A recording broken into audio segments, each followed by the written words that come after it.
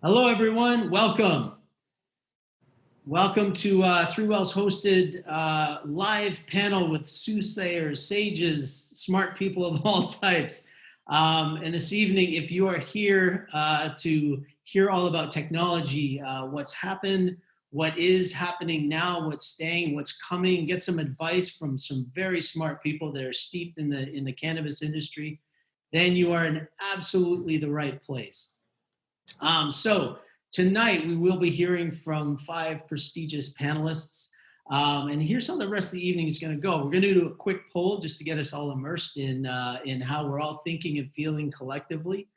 And then we'll go into some questions directly to our panelists, and we'll get them sharing all of the insights and wisdom that they've gathered over many years of being in the industry. And our three core topics for this evening are going to be what's happened and is happening now, what's sticking around. And then the second is what's coming, because we all need to know what to plan into.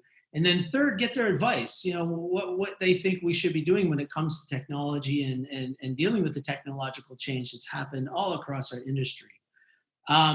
So I am going to launch a poll just to get us all pulled together, thinking along the same lines. And I know our panelists all want to hear what you're all thinking. So I'm going to start a poll. I'll leave it up for maybe 30 seconds. So please answer fast.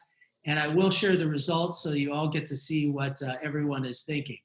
And I am going to put that poll up right now for everyone. There you go. You all should be seeing it. So the question is, do you think that there are going to be a large technological change in the cannabis and CBD industries over the next 12 months? It's a simple yes, no, or I don't know what's going to happen, which all you I don't knowers, then you're in absolutely the right place because you're going to get some answers. All right. Leave that poll up for another, say, 10 seconds. Okay.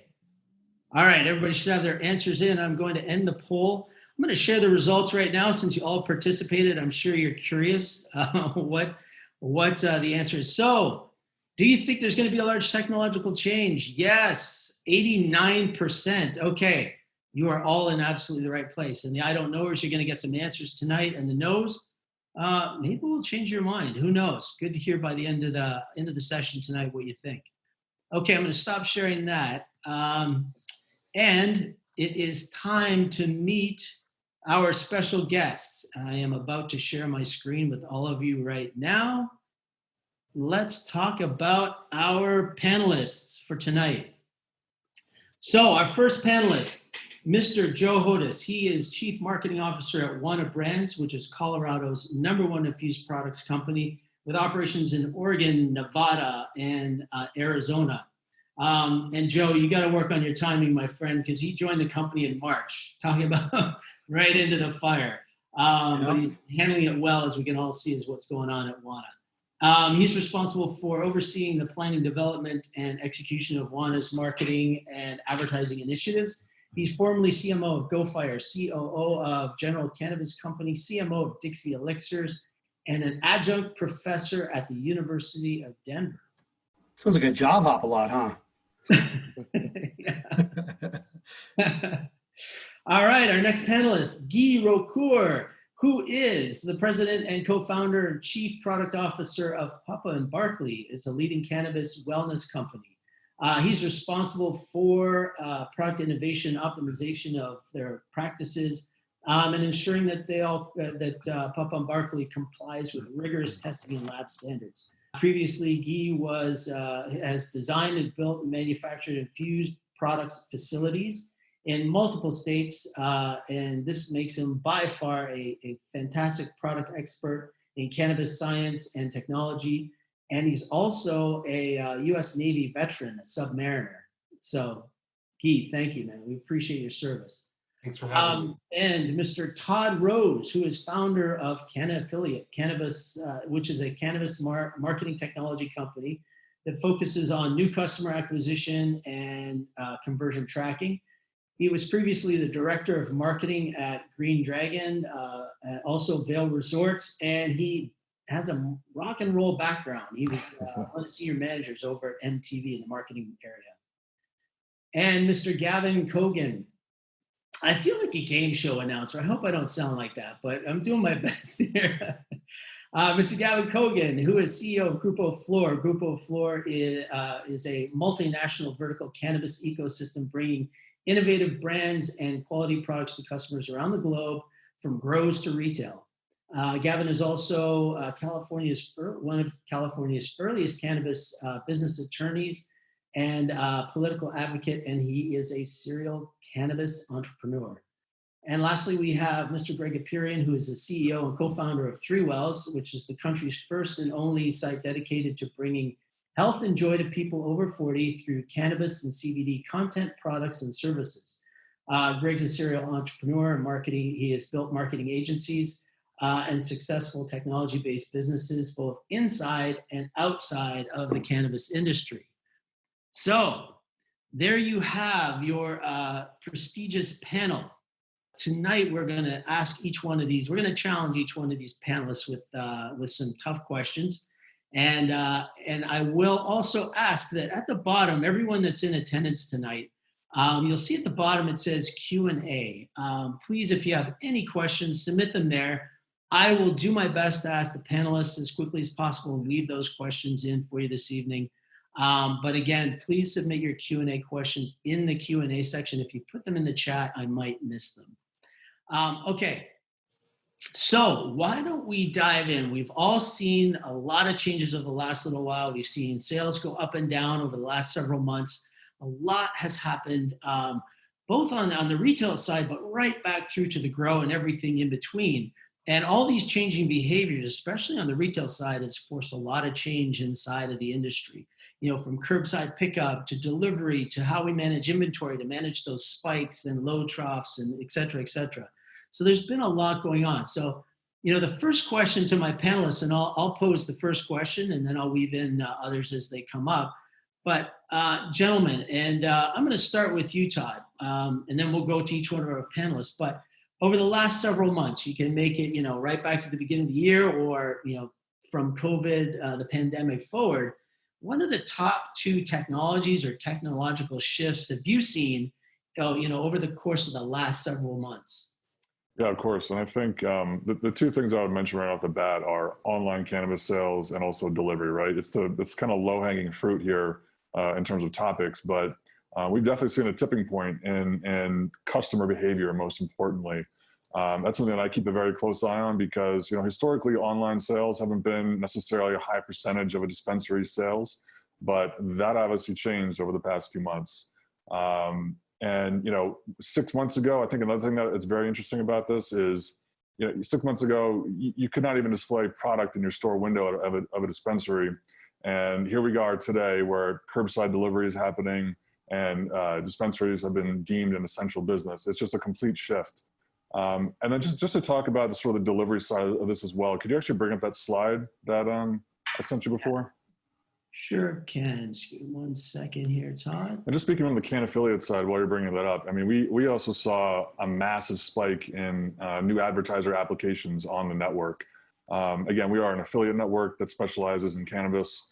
And so when all of a sudden every single CBD brand was no longer doing brick and mortar sales, we saw a massive spike in applications to join our network. But so this slide is just showing something a little bit different. So this is actually search volume nationwide and in California and Colorado. And, you know, looking at this, you can obviously, this is the past 5 years, by the way, with a massive spike across the board happening in April of this year, not only in nationwide, but also in California. And then even in Colorado, which, you know, they do have medical delivery, but it's interesting to see that sort of progression in Colorado as well. But again, for me, this illustrates the most important thing, which is online sales and delivery for that matter, are constantly increasing month over month, year over year. And speaking from the digital side of the industry, I love seeing that, right? So again, I think online cannabis sales and delivery is here to stay. And I think those are the 2 biggest transformations that I've seen in the past 6 months. All right, Joe, turn to you. Sure. Same question. Well, I'm not an overachiever like Todd, so I didn't bring my own slide. But And actually, I do want to just real quickly correct one thing. The information on the intro, we're actually in 8 states. Nevada is actually not one of them currently, so there's a little bit of I think, old information. So I want to clarify that. And also, #1 edibles company in the country. So that's also exciting, not just Colorado. That's out of the way. In terms of digital transformation, so we've talked about the highest level of that, which is the shift from B2B to B2C, right? Or direct to consumer, rather. In many cases, for us, it is not quite as simple as, let's say, a dispensary, but that has, at the umbrella level, has necessitated a couple of interesting changes that I've seen in the last, I'll say, 3 to 6 months. So one, and Todd, you started to hit on this a little bit, but I really want to clarify for everyone, this is different for brands like Wana, product companies, manufacturers, than it is for dispensaries. And for us to be able to use a platform, in our case, we're using iHeartJane, but to be able to use a platform to actually offer what I'll call a pseudo e-commerce. And we can't, directly sell through our website, obviously, but we can begin to see a lot of the data as to who's buying our products, what products are being searched for, what products are actually going into baskets at our partner dispensaries. So there really is a tremendous value to us to have an e-commerce capability on our website. Now, that's going to increase exponentially from a value perspective once we're able to do a better job of connecting that platform with everything from our ability to do promotions direct to consumer. That's going to be a huge change that I know that is coming in the near term, and then to be able to tie out the point of sales data from our dispensaries all the way back to the consumers that come in through our website is going to be a huge change as well.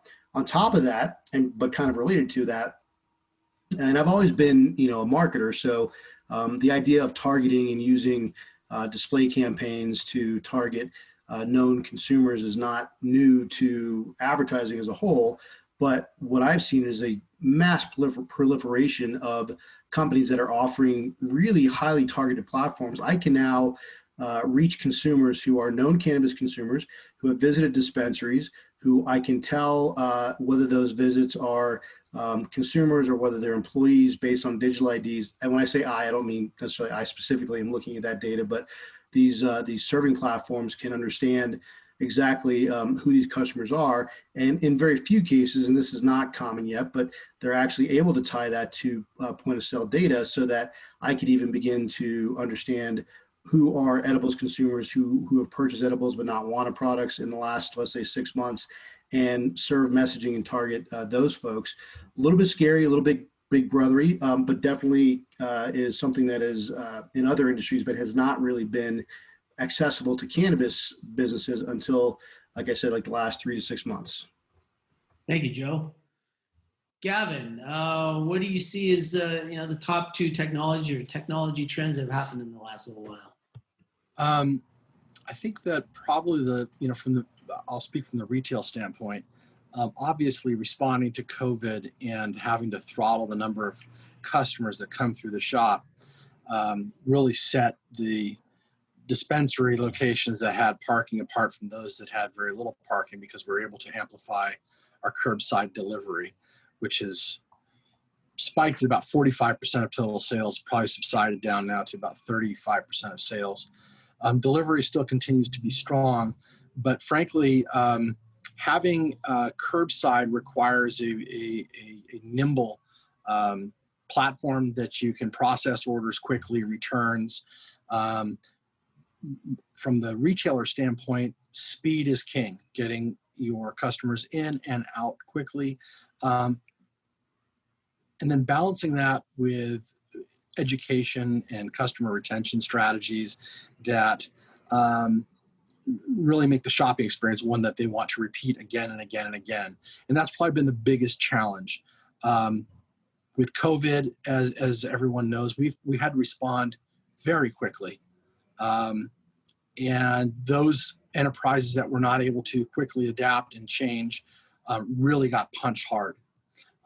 Those that were able to change and adapt have learned a tremendous amount about their customers, what they're willing to endure through the purchase process being shifted so dramatically. And I think that probably think it's fair to say that customers really are habit driven. And so I'm kind of inclined to believe that even after COVID lifts, that curbside is going to be here for a big, long time. It's really an efficient way to purchase. I think probably one of the biggest challenges for a retailer looking at curbside is that oftentimes you expect that your customers, there's an education component. So how do you now talk to those customers that are not coming in the store?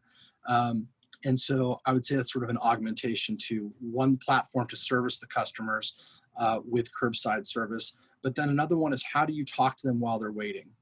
Because that's one, I think, the biggest losses if you're not having an opportunity to really speak or engage or earn loyalty from your customers while they're waiting. You're missing an opportunity. So it's a pretty robust challenge on the pivot of a dime to respond with. So I'd say that's probably the main technology challenge that we've had to deal with in the last 3 to 6 months.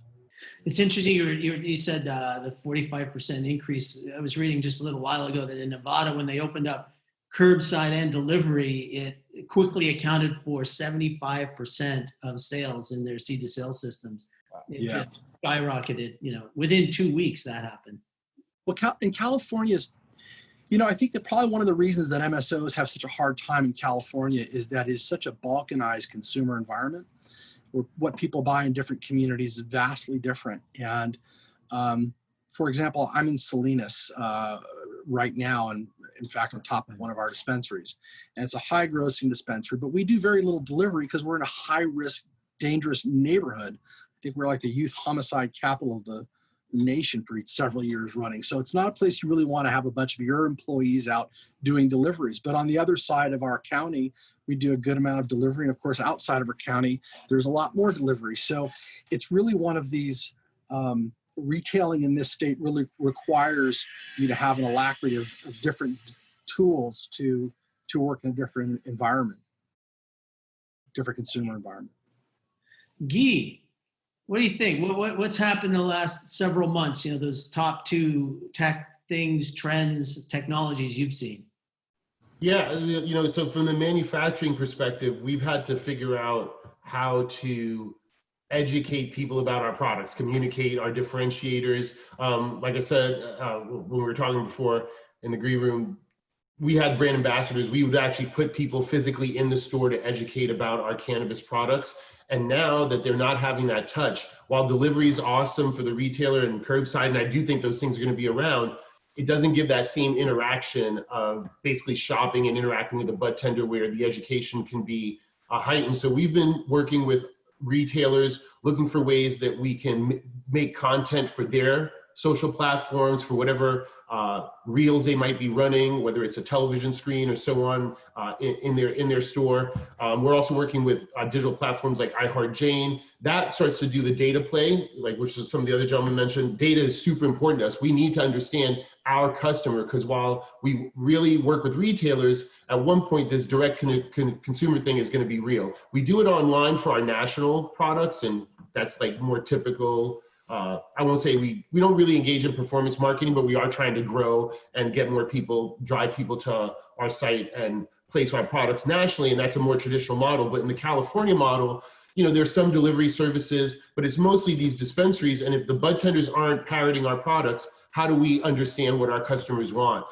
As we launch into more competitive fields like gummies, which some folks are already deployed into, we have to upset customer behavior. It doesn't matter if we have great partnerships with our retailers and they take our product, because shelf space is not an issue as much now, right? Now we're not merchandising, we're not drawing attention that way, and the bud tender is not recommending. So how are we communicating directly to our customers? It's a problem we're solving. Right? And some of those technologies are, just amplifying our voice on social media, working directly with retailers to gel into their advertising, right? So creating content. Everybody loves good content. So if you have shiny pages and great pictures and great content that you can constantly be sharing with your retail partners, they'll share it to their customers, and that's a way. And for us, we've been trying to figure out how we tell the most story or most cannabis educational lift in small bite-sized media. We do a lot of how-to videos, a lot of process videos that are short so that folks get like interested and might want to seek the product out. But that part's been difficult for sure. Gregg, you're on the publisher and the kind of the retail side of things. What are you seeing? Yeah, I'll play on similar themes about e-commerce, but it's funny because all of the great providers that we're all working with nowadays, like the iHeart Janes and the Dutchies and et cetera, they all deliver their solution via what's called an iframe. So you take, for lack of a better word, a URL and drop it in there, and poof, the consumer can now navigate in a similar way and find and buy. And that could enable, based on where it's applicable via law, the ability to buy and pick up in store, curbside, and or delivery. And then when you look at CBD, most of that now, none of those providers enable that because the law is still kind of gray. So now, it gives the opportunity to, especially brands, to build their own storefronts to be able to serve the consumer direct. So I think what's interesting in all of that is that the technology enables this, but content is still the trigger to drive the awareness that this is possible and the behaviors of doing it. So a lot of those technologies, I'm seeing some questions come in. Well, I won't steal the thunder of these questions. We'll get back to them later, but one of them about is which one of those is the best partner? And I would turn that back to you and your business and say, what are your requirements? What do you need out of a partner like that, and what they can't do? What are you going to do about that? Are you going to solve that yourself and build software yourself? Or are you going to leverage another partner and stitch together your platform here? So when we look at the user that we target, adults that are 40 and up, and especially those that are older, what's really interesting is their online behaviors are very similar to that of a younger audience. They're all online versus not online. They're mostly mobile users versus desktop users. But the core difference is this older user has less trust and more stigma sitting out there. So there are also great technologies like Healy, bringing virtual telemedicine consults. So I know that our audience would really, they like to read the articles and maybe buy, but before they buy for that very first time, they might want to talk to a doctor. So during these times, in these COVID times, being able to just go online and get a medical card where appropriate, or get a consult with a doctor has been tremendously helpful to help guide that journey in all the right ways via law. But we all still have as much opportunity as there is there, our hands tied by law, by fragmentation of technology. So it's certainly not a perfect world, but I would say that we're much better off now than we were even a year ago, because now the behavior and the expectation is, I want to buy online, I want to have it delivered to me, I might want to go pick it up in store, but I don't understand this product. And if I can't go in store, who do I talk to about that? Right. It's interesting you brought up the whole telemedicine thing. I was just reading there are about 31 major, how do I put it, sort of governing bodies, regulatory agencies, and 19 of them, post-COVID, started allowing the whole telemedicine, specifically to cannabis. So that was a huge shift, which puts pressure on the technology to be there for people to be able to do the telemedicine. So it's interesting you brought that up.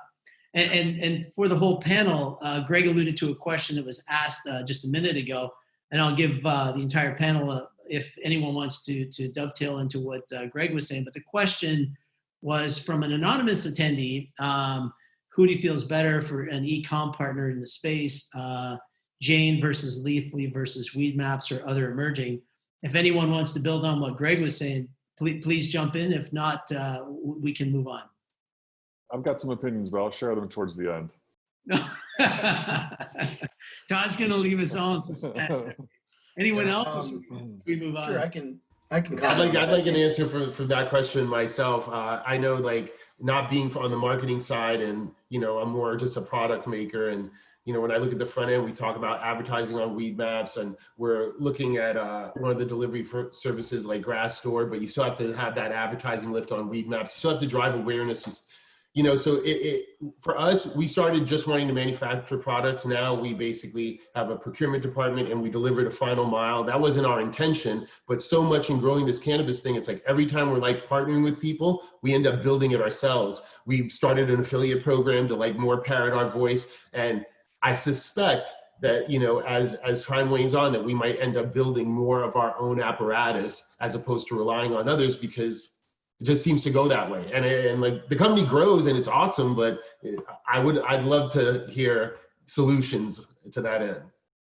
I would say that also that those are the ones that were mentioned specifically, like Leafly versus Weedmaps versus iHeart, completely different audiences, different purposes, right? So iHeart we use as an e-commerce platform for, at least for Wana, in terms of allowing the consumer who's on our site to do a better job being able to search, find product, and that's a big part of it, right? Because it did solve an issue for us, which was you can have a dispensary locator, but until you know for a fact that that dispensary carries the exact SKU that you're looking for and they have it in stock, it's, it was kind of a risky proposition to drive all the way to the dispensary only to find out they didn't have the product, right? Well, now we can ensure that they do because we're getting live inventory through iHeart Jane, but that doesn't cover all of our partner dispensaries either, so that's not the ideal or only solution.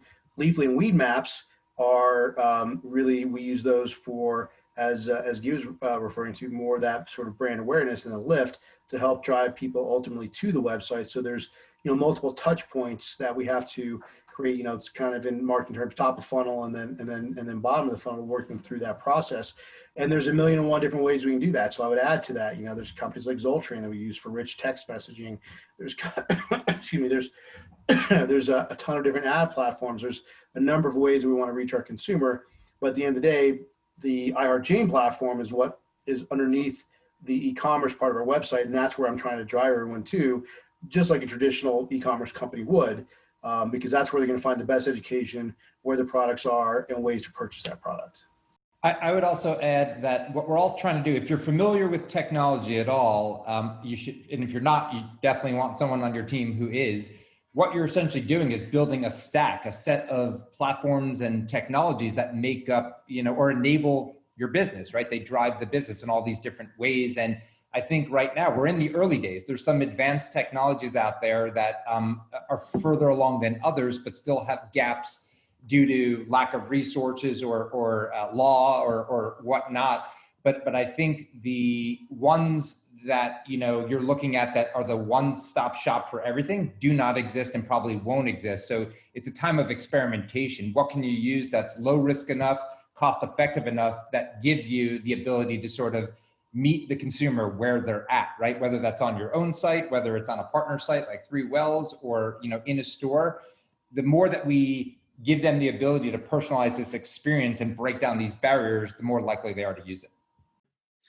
All right, we're going to take a shift in our line of discussion here, and we're going to start talking about what's happening now and what's coming, and generally what we should be looking for and planning to is those that run businesses or invest or looking to get into the industry. And to get us started on that, I'm going to launch a poll because I want to hear from everybody who's attending tonight before we hear from our illustrious panel on what they think, so you guys don't taint it for us all. So I'm going to launch a poll now. I'll leave it up for about 20, 30 seconds. And here is the poll. So the question is, what area do you plan to focus the majority of your technology budget on over the next 12 months? So if everyone could please answer that poll as quickly as you can. And as soon as we're done, I'll be sharing the results. It's not really fair that panelists can't participate. I kind of look at the message. I'm like, I want to participate, but yeah, I blocked you guys on purpose because I know you'd bias the results. Clicking marketing technologies 10 times does nothing over here. Okay, and I'm going to end it in 5 seconds. 5, 4, 3, 2, and 1. Okay, we're going to end the poll. And I will share the results. Okay, there we go. Marketing technologies wins out big, 48%, followed by logistics and operational technologies. And then in third place was e-com. Okay, there we go. All right, interesting. Let's move. Let's see. Okay, so let's shift our questioning. And I think, Gavin, I'm going to come to you first here. So, and because, you touch so many different sides of the business, you guys are sort of end to end, but on the retail side, what technologies do you think retailers and manufacturers should be focused on over the next, say, 6 to 12 months to grow or sustain their businesses? Yeah. Well, actually, they line out fairly along the same lines as the responses to your question. We are end to end, so I've got a couple of different thoughts on that. I think that ERP systems, particularly with the manufacturing that links up with all the other aspects of your operation, is particularly complicated in cannabis because it's not just, there's flower, which is vastly complicated supply chain issues, distillates, and then of course edibles, and it's a very complicated area. So a good, robust ERP system is useful. As we do with everything in the cannabis industry, we rip off from other industries that exist and then modify them for our uses. So we've used, for example, food production ERP systems, and those are useful. They do some things and not others. I think to Gregg's point, there are a number of players, none that are a full solution. I think the market's probably not mature enough yet for consolidation where you're going to start to see a full solution offering that is robust enough for anyone at this time. So you kind of have to pick and choose and model, stack them, as I think he said. On the marketing side and the retail side, probably the piece that excites me the most is diving into, and not just retail, I'll actually say brands as well, and brands production deals in this area. And that is psychographics, like looking at like one of the programs I saw that was very interesting was geo-tracking of customers. Where do they shop before they come to your dispensary? Where do they shop after? Getting a comprehensive data set on your customers. Cannabis, when we first started this thing, when we opened up our first dispensary post-regulation, we're like, we have no idea who's going to come in the door. I mean, there's never been cannabis in that community before. Like, is it going to be 6 guys with tattoos on their necks? Is it going to be old ladies? Like, what the hell is it going to be? So, gladly, it's much more broad-based than that, and diverse in so many ways. But still, having said that, we're still in sort of the nascent phases of grabbing information about our customers. I'd expect Joe, who I've worked with in the past, I've known for a while, they're grabbing information back in Denver, early on with his work there. But in California, it's still very early in terms of grabbing that information and devouring that information, pulling it apart and how to use it. And as some of the other panelists here know, being able to identify what other patterns your customers have, with, either from a brand perspective or a retail perspective, is really valuable. So I expect to see some more robust platforms come out and offerings of technology that allow you to really drill down and really get an idea of where your customers come from, at what times, and then, of course, from the brand side, what they buy, what else they buy, so you can get a concept of who your customer is rather than just making it up based on what you think your customer is. Because sometimes it's vastly different customer than what you would expect. Let's talk about a little bit about product for a second, because we got Guy. You're the product guru here. So Guy, do you have any advice? Because we see a lot of new products coming out. Do you have any advice for launching a new product in a completely digital platform? And I think you even prepared something here because you knew this question was coming. You want me to bring that up for you?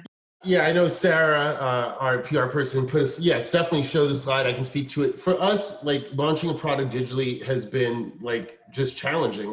Luckily for us, our primary customer is the dispensary, right? So we've always talked about that conversation with dispensaries, but we now, because of COVID, want to broaden that and really understand the consumer. But our first consumer is, how do I talk to dispensaries? How do I make sure that they understand this product is differentiated?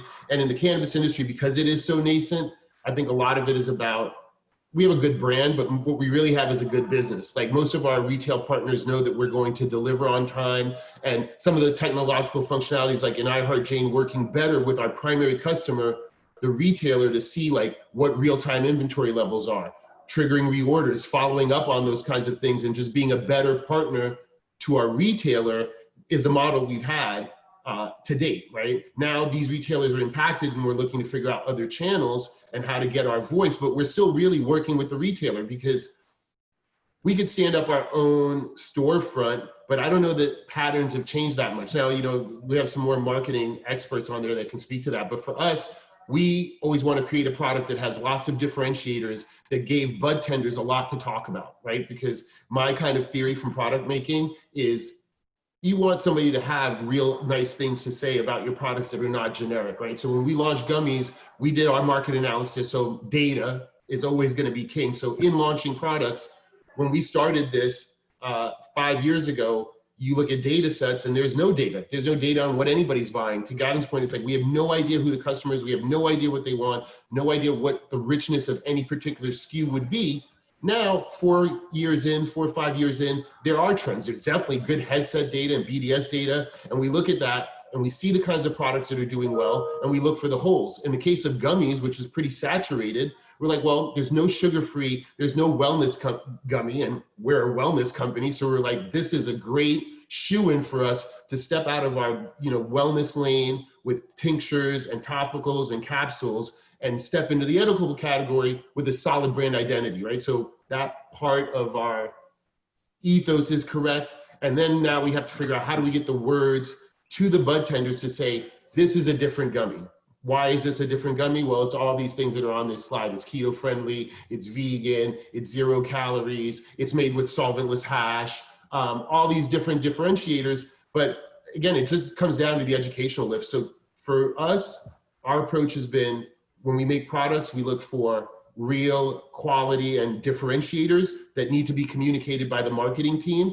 The marketing team typically wants to communicate those via bud tender education or to the patient education days. Now that those have been removed, we're doing like lots more videos. On the national side, we got into Vitamin Shop and they turned us on to this thing called Expert Voice, where we do all these great training videos where they train their people. But even Vitamin Shop, people are not, well, some of them might be open. I guess it depends on where in the nation, and they have a shopping experience.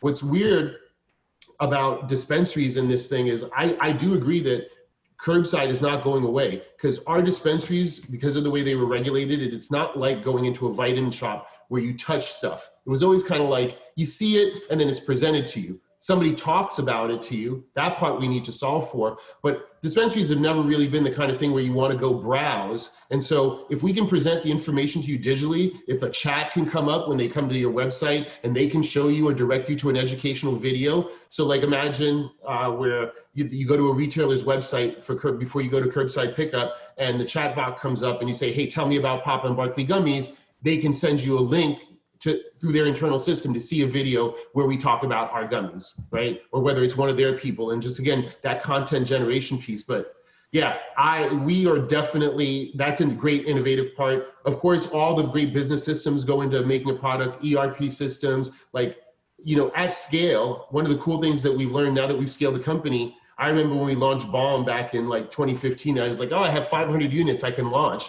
Now I have to have allocation strategies over my 450 retail partners. And that's not even what we're doing on the national side. Just in the California dispensary network, when you launch at scale, you have to have your supply chain. Cannabis is rigorously tested. So every single ingredient needs to be vetted and tracked, because now most of my ingredients and packaging are like super hard to make, and their lead times are longer than a normal retail business. And if I miss a step, I run out of stuff, right? So all my tracking software, all those great business systems are super important, and your retailers feel that. The customers don't really see that part of the business building in cannabis, right? We've made ourselves to be this respectable company. I think it's because our retailers want to work with us. But now that we have to start to get the consumers to work with us, that's the part that I'm like learning about from a lot of the folks here. And that's a great example, by the way, of, there aren't many of these e-commerce technologies that will personalize it for you. So imagine you have your favorite flower, you're getting it monthly, and it's not in, right? So you're bummed out, you're looking for other stores maybe that have that, because you're chasing the product, not necessarily the store. But imagine that store sends you an alert or notification that, hey, it's coming in like a week from now, do you want us to hold it for you? And you can pick it up curbside. So that balance of all the systems we're using to manage the business needs to be met with the balance of, helping the consumer make it just easier and easier. Hey, while we're talking about marketing technologies, Joe, we had a question from the audience here. You can answer it or defer to someone else, but what marketing technology products are you using in categories or types? I'll defer to Gavin. No, I'm just kidding.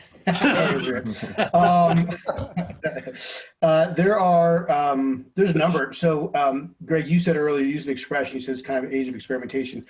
I appreciate that because I cannot tell you how many times I have used that exact terminology at Wana to when I'm kind of telling everybody what we're doing, or sometimes when I'm talking to the CFO about what money I'm going to spend. I do refer to it as the age of experimentation because there are just a proliferation of new platforms and technologies. And I mentioned, for example, Zoltran earlier. I'm very fond of those guys. They're doing really cool stuff with rich media and text. We're seeing on a case-by-case basis. So this is not at scale. This is not something that I can say I'm going to deploy across all customers in all states. But we're seeing really nice lift with their consumer-facing platform. And they actually have an interesting story because they were a bud tender training platform. They still are. I don't mean to say were. They still are a bud tender training platform. But they took the content that they were using for bud tender training, and then when everything really started to shift to a direct-to-consumer model, they shifted as well and now created a platform for texting using the same content and education that they use for bud tenders, which is very mobile native and very simple for consumers to really gravitate to. So, that's a good example. We partnered with a really early stage influencer platform called the Daily Bonfire. Interesting company.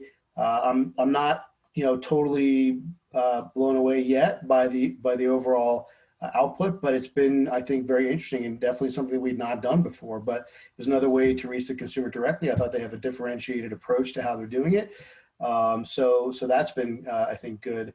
And then I think if I look at some of the technologies that we're using for bud tender incentive and promotion and education, and being able to track what those bud tenders are doing, how they're performing month over month on an individual bud tender basis really helps me understand, are the promotions that we're putting into market driving sales? Are the bud tenders understanding those promotions? Are we incenting them appropriately to help drive sales at the customer level? So all of that plus, and I think you mentioned earlier, really focusing on our content. So adding value to what we're doing on social media, really ramping up our newsletters and things. Our outreach to our customers over email directly from us is something that is a very basic. It's been around forever, right? But a lot of cannabis companies don't use that kind of drip campaign to generate interest, and that's something that we're really beginning to focus on as well. And I'll stop babbling. Joe, I'm so glad that you took that question. When you were going to defer to me, I felt like you were asking me where I do my banking.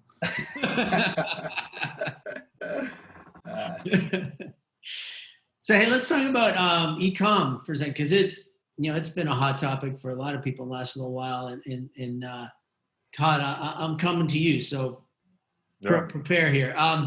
So my question is, where do you think e-commerce is going over the next 12 months, and what should retailers, publishers, whomever else that is going to be using or is using e-com, what should they be?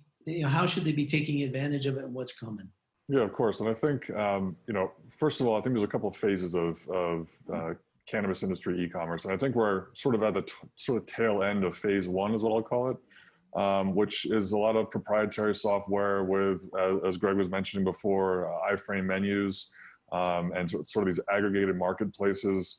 But I find a lot of that really just leads to these sort of soulless price wars that kind of, whoever can get the cheapest product on these open marketplaces is going to win. But the iframe embeds also really are a SEO killer in a lot of ways. You can say goodbye to a lot of that organic traffic that might be coming to your site and your dispensary or your cannabis brand in other ways.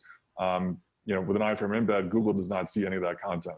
So it's sort of this black hole on your website of where there could be metadata and rich product feeds and photos.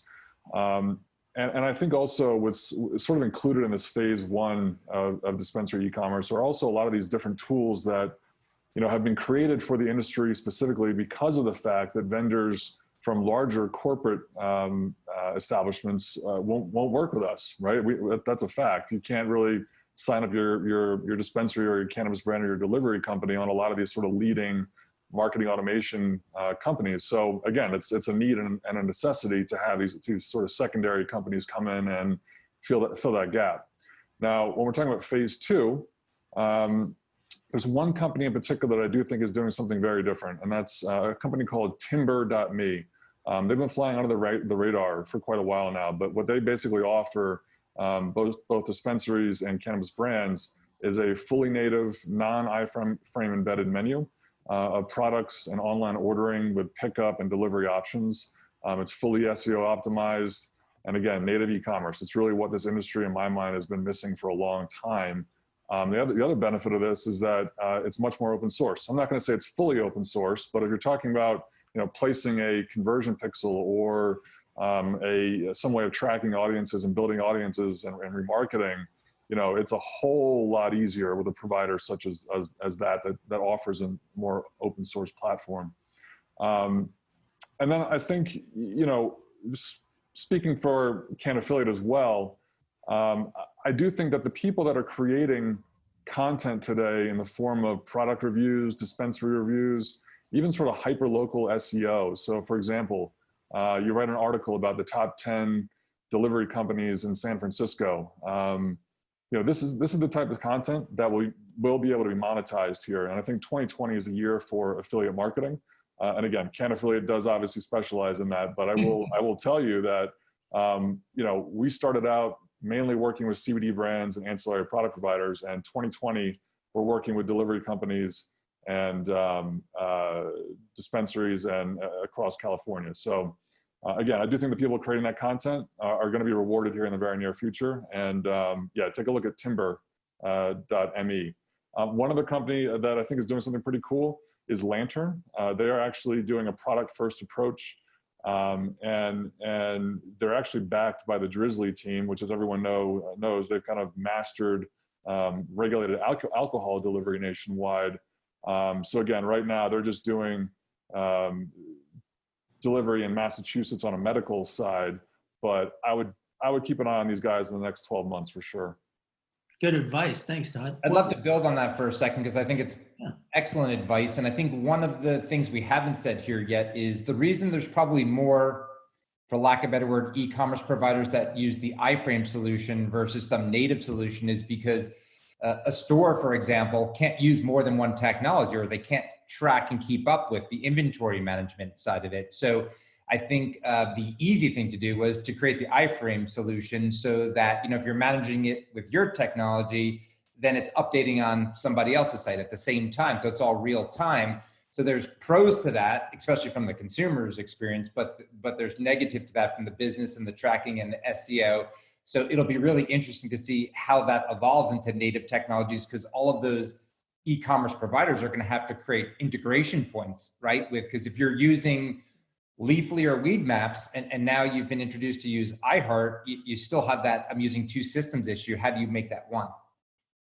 So while we're on the topic of e-com, let's do another quick poll. I am going to launch the poll now. And the poll question is, what percentage of your sales, or sales in general, if you're not responsible for retail directly, do you think e-commerce will make up over the next 12 months? So I'll leave that up for about 50 seconds, and please, everyone, answer away. The other thing, Gregg, is, it's also something that could be done in-house, right? So, and plenty of people have done that, right? It tends to be the larger sort of multi-location dispensaries that have done it successfully, but I wouldn't knock in-house development, right? If it's something that you can achieve and make to customize exactly how you like, I think that's also a good alternative if you have the cash and the revenue to do it correctly. Agreed. Okay, I'm going to end the poll in 5, 4, 3, 2, and 1. All right, end poll, and I'll share what the results are here. Interesting, 30 to 39% is the winner as far as what percent of sales e-commerce will generate over the next 12 months. It's pretty, I've been reading that people are forecasting upwards of 45%. So all of you in the audience, you got a good handle on the industry. I guess what number 2 there was 20 to 25%. Okay, by a distant margin. All right.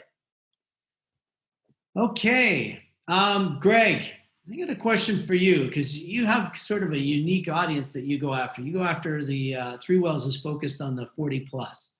And so my question is, there's, we all read the sort of myths about technology and older people, but my question is, how is the older, and we all know they're richer because they're highly affluent and they control a lot of the discretionary income. But how's that older audience engaging with technology, and what are some of their unique behaviors when it comes to tech? So one of the greatest data points about the mature consumer that we call it, right, or the grown up, so generally someone 50 and older, is that they have the most disposable income. So this target audience has the most money to spend on your product. They are in favor of legalization for the majority. They have at least one or more ailment in which cannabis or CBD has proven to be of benefit. So when you look at that segment alone, it could be very meaningful to your business. The assumption comes along, if you're thinking about it from the higher age down, like a senior, downward, the assumption is they're not online, but that changed a decade ago. Find me someone who's in their 60s to 70s who doesn't have a phone and not using their phone. And what we find is, while our intention was for them to come to the site, get educated through content, lower their stigma, find product, buy product, it's actually happening the other way. They're coming, finding product, trying product, looking for content to help back that up and asking questions around that. So it can happen in any which way. So what's been great about working with partners like Papa and Barkely and Wana and others, and Gavin and team, is looking at how to brand to this audience. So of all the customers, partners, whatnot that are on Three Wells representing their product or content, no one ever came to the table with pictures of people of this age group. No one came with messaging that was, for this age group. So if you're out there marketing, to mass market, your message is only going to fall with some, right? So I think one of the greatest learnings is the power of segmentation and targeting. If we're 50 and up, we're now seeing what does 50 to 60 look like, and what's different about that from 60 to 70 and 70 to 80 or 30 to 40. And a lot of the behaviors and when they come to the site and bounce, or they come to the site and say and jump around, is very similar for, I would say, the 50 to 70-year-old as it is for the 30 to 50-year-old. So it makes it a little easier on us to know how to create a unified experience. And our ultimate goal is, with all the fragmentation we're talking about out there, what's in our power from smart design, branding, easy to use technology to unify that for them. Okay, I'm going to turn to a question from our audience. And this comes from David. It's a really good question. He says he's a full stack software developer looking to develop software applications for the cannabis industry. So I'm going to put this out to the whole panel, and first one to jump on it grabs it. And that is, what would you say are some of the biggest problems that the cannabis companies are having that software application could fix? So far, it sounds like e-com, website applications, delivery, curbside, service applications are vital and now and in the future. So what are those big gaps and problems you think tech can fix that we're all having in the industry? It's such a big gap there, because based on each technology, what it does fulfill now versus what it doesn't, there's some opportunity, like some of those e-commerce iframe solutions, track attribution. So if Guy has iHeart operating on your site versus our site versus another site, potentially it can't track it. Did they buy on our site versus your site? So there's opportunity to create those solutions as sort of middleware, right, to help solve that, because, all of these companies are doing great work there, but you can only get so much done at a time. So there's probably a million things there to add to a list that you could be helpful with. But I think the bigger question is, would established companies, especially with capital and growing in those ways, let an outside developer come in and create something unique to add to their platform, versus is that an opportunity for you to create something open source, like Todd was saying, and help the industry get there faster?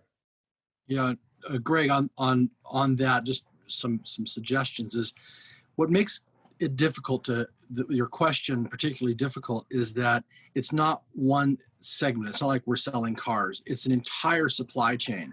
So it's a complicated proposal because every segment of that supply chain, from propagation to flower to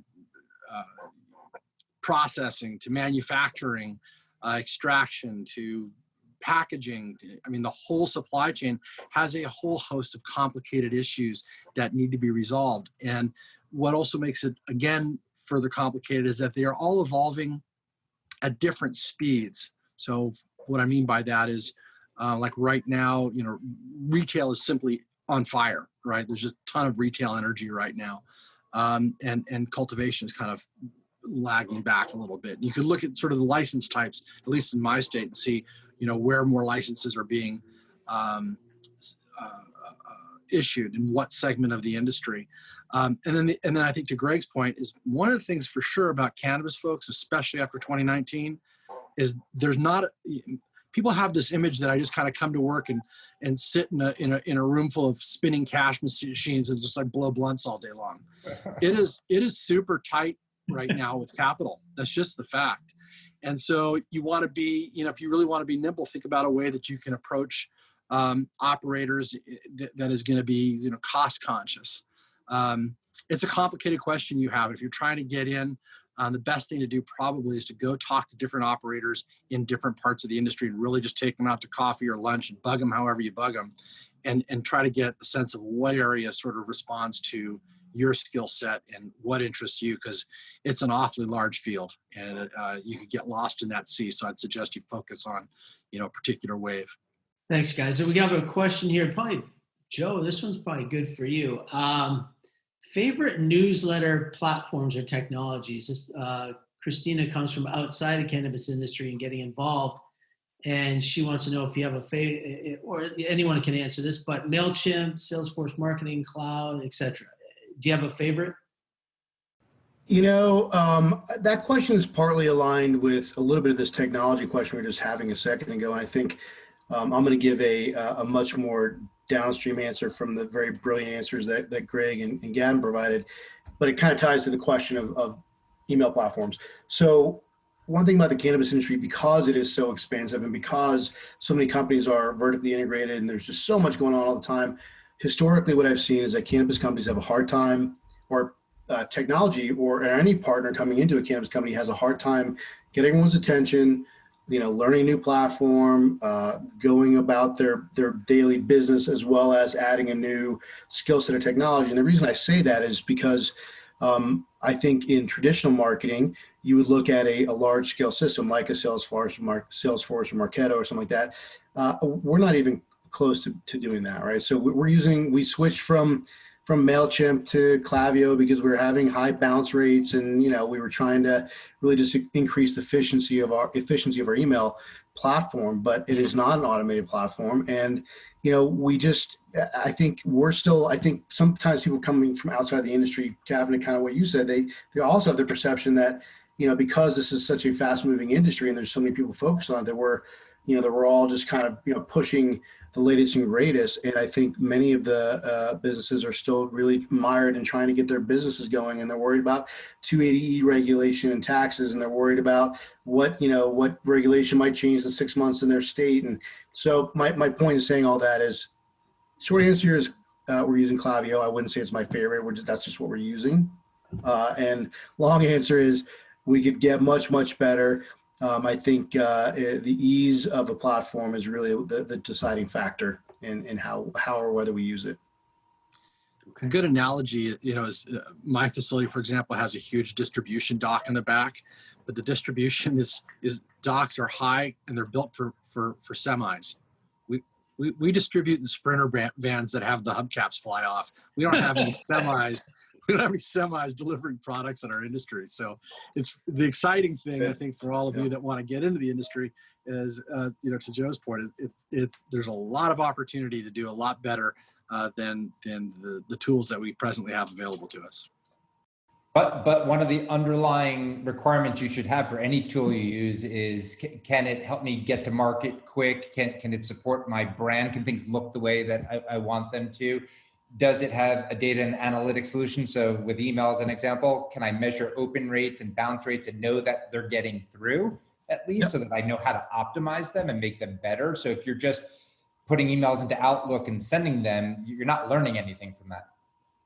For us, you know, Agreed. in manufacturing, like we've had have a like PTSD over change management. We've had these systems evolve. There's no direct overlay because our business is pretty specific. And then of course we have the whole metric and compliance piece to that.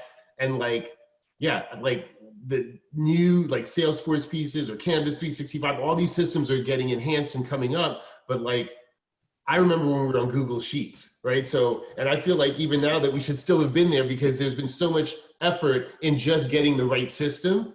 And like now I'm like, use the systems that we have. Like, I don't want another, we tried Slack, now we're on Teams. And it's like, I don't like any of them because it's like, they're just a tool that you have to learn. At one point we have to settle. And so definitely, I think for this next coming year, I'm like, as far as like our CRM system, the whole front end, our internals, like ERP and MRP systems, I just kind of want them to stay because we have a lot of other pieces to scale, a lot of actual manufacturing apparatus. We have a way to track our ingredients. We'll make sure we have enough of them, but I'm more focused on making products, and changing a platform and having the whole team get re-educated is daunting, especially now that, you know, we're a sizable company. We have to respect it. When we're small, 40, 50, 60, 70 people, and you decide to change from Google to Microsoft, not a big deal. But now we're like 160 people over many facilities across the state, and we're trying to launch our multi-state strategy. It's just not the time to switch systems. On the marketing end, as we were talking about earlier, yeah, we have to. We have no choice, right? We have to adapt because something is changing fundamentally because of the pandemic and it's influencing customers. You know, interestingly enough, this format that we're here, we may do away with our actual corporate offices. Because one good thing about this kind of forum is for business, it's tremendously efficient. Like we were, I think, in denial at first about like missing sitting with our people and whatnot. But the fact is, I can spend a day now from 8 a.m. to 5 p.m. on meetings like this and get a lot of work done. A lot of communication to my team, as effective. It's in a way more polite and more structured. You know, the chat column, things are coming up, and that part of the business has been pretty awesome. So I don't think that goes away either going forward. Great point. Guy, savvy words, my friend. You know, one of the things you said a lot there. One of the things I took away from, yeah, technology is important. It's evolving fast, but let's not let it get in the way of our business and you know, in the way of our manufacturing or our customers, or just generally being productive and happy, right? Yeah, I think also another point that Guy touched on, you know, peripherally is technology is not going to solve your business problems. Technology is not a cavalry coming to save you from yourself. You fundamentally have to have a good business and good communication systems. And we all struggle with, you know, particularly communication. I mean, like Guy, I'm not quite as distributed, but I have, you know, 200 employees, and we use Slack, and we're probably 60% deployed, meaning 40% of my employees just don't even really bother looking at it. And so how, especially in this COVID environment, when you're CEO trying to communicate to your whole team on a regular basis, how do you deploy those messages unless everybody's participating? So there's some fundamental challenges to the communication pieces, but at the operational end, I agree 100% with Guy. I love having meetings without all the you know, wasted time in between and silly interruptions. It's fantastic for that, but in a distributed company, it also has challenges on the other side. I think we'll probably see some technology come out, you know, that addresses communication in this new environment where you don't have a centralized home, and that'll probably proliferate in cannabis just as it will in other industries, I'd expect. All right, we to all panelists, we've gone over a few minutes, and really appreciate the extra time. We got to as many questions as we possibly could tonight. I know there were some that we didn't get to, but we are constrained by time. To Gregg and Todd and Joe and Guy and Gavin, thank you all so much. You shared with all of us your insights and your advice. I appreciate it, and I think everyone that's been on our little webinar tonight is also appreciative of it. And to everyone on tonight, you can see the replay on threewells.co. And we'll also be distributing it out to our panelists so they can use the file as they wish to. So to everyone that joined us tonight, thank you. We appreciate your time. Hope you got a lot out of tonight. I've been looking at the chats and it sounds like everyone's pretty happy. So great job, panelists. And thank you, everybody. And go have a great night. Take care of yourselves. Bye now. Thank you. Thanks, everybody. Thank you. Thanks.